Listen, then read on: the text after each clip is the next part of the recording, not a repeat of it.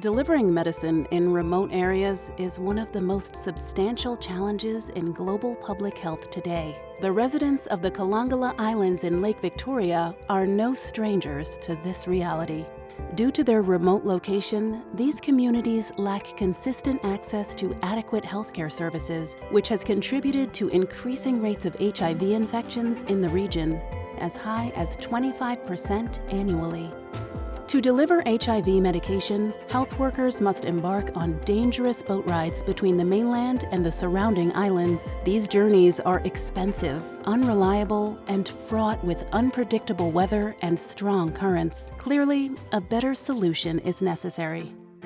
Medical drones can quickly, efficiently, and safely deliver life-saving medication, expanding access to care while reducing the risk to frontline health workers. That's why J&J funded a local pilot program that uses medical drone technology to deliver much-needed HIV medication provided by the Ugandan Ministry of Health.